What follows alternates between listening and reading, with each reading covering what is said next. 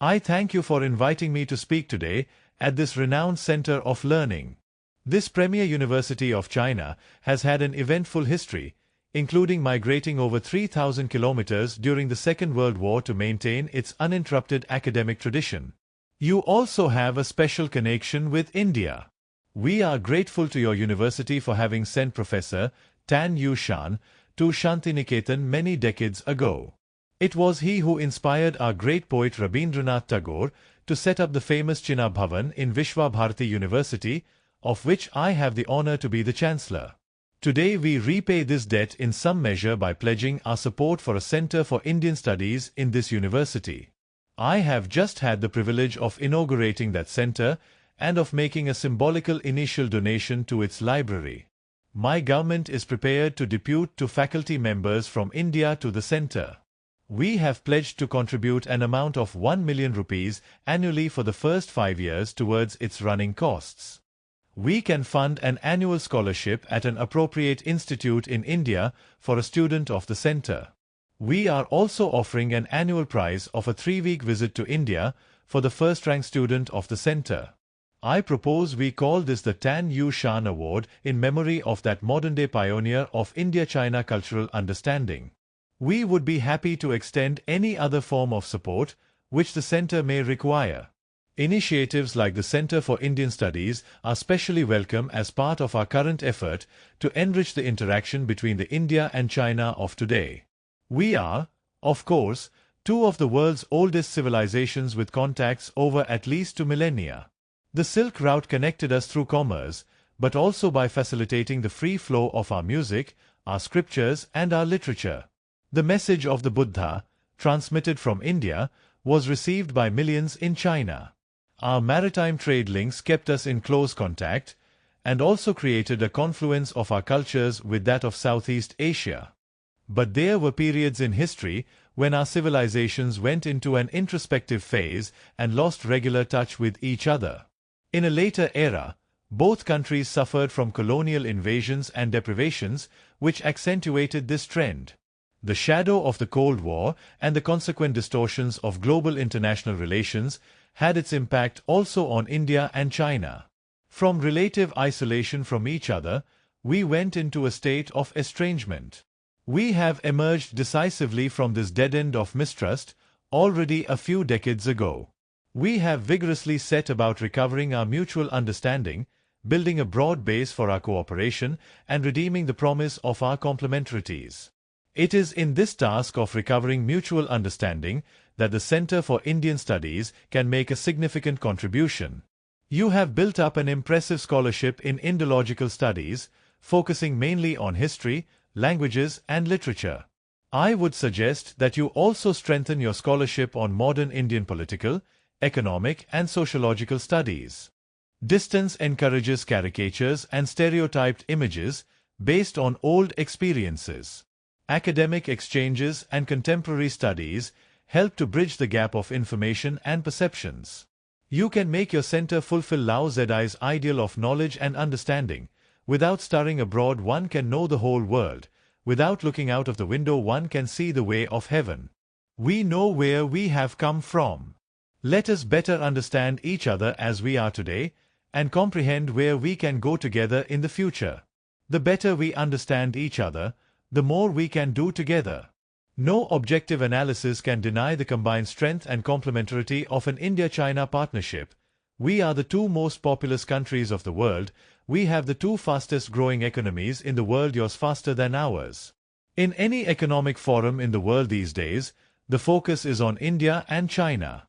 Both of us have continent-sized markets, with the advantages of huge economies of scale. We also have the problems of continent-sized countries' unequal development, a wide spread of income disparities, and a potential digital divide. Exchange of developmental experiences can be valuable. We are both at the forefront of developing and applying the technologies which drive the knowledge economy. We have a harmonious balance of strengths.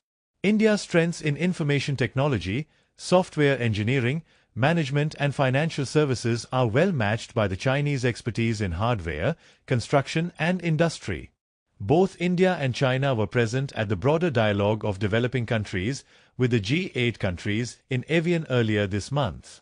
I was struck by the congruence in our positions. If we acted in concert, it would be very difficult for the world to ignore us. India and China have frequently reiterated their commitment to the development of a cooperative multipolar world order. In the complex international situation of today, we have a role to play in helping to restore the authority of the international organizations which have been undermined in recent months. Our two countries have been taking steps towards increasing mutual trust and understanding through more intensive interaction. In recent years, our cooperation has greatly expanded and diversified. Our bilateral trade has shot up from around $200 million in the early 90s to around $5 billion. Indian business and industry have overcome their initial cultural and commercial apprehensions of Chinese business and are strengthening their linkages. The conclusive proof of this is the size and variety of the business delegation, which is here in China to coincide with the visit. It is also noteworthy that Indian investment in China is nearly $65 million. The India-China dialogue already transcends bilateral relations to encompass international issues such as terrorism, security, environment, and sustainable development. We have an increasing commonality of interests within the World Trade Organization and overlapping concerns on globalization. Our coordination and collaboration in various multilateral institutions is expanding into newer and newer areas. A small, but important, example of such effective joint action is our cooperative effort to make the infrastructure lending policies of the World Bank more rational. But, as I have said before, for two countries of our human resources, economic strengths and technological skills, we have only scratched the surface. Your senior leader Mr. Deng Xiaoping once said that the 21st century can only be the Asian century if India and China combine to make it so. To do so effectively, we should be conscious of our complementary strengths, resist contradictory pulls, and deploy our resources in a mutually reinforcing manner. Our trust and understanding should be able to withstand forces which seek to divide us. I would like to dwell in this context on what is frequently described as rivalry between India and China. As two large developing countries at roughly the same stage of development, sharing the same neighborhood, pursuing similar growth trajectories, with comparable economic priorities and similar political ambitions, it is inevitable that comparisons will be made between India and China. It is also an unavoidable characteristic of human nature that there is always a sense of competition between two close and equal neighbors. But we need to clearly understand the difference between healthy competition and divisive rivalry. Even in the present-day world, you can find examples of countries which have maintained close political coordination, strengthened their economic complementarities and harmonized their international objectives, even while maintaining a healthy and good-natured economic and commercial competition. The developing world in general, and our two countries in particular, can benefit greatly by absorbing the lessons from these experiences.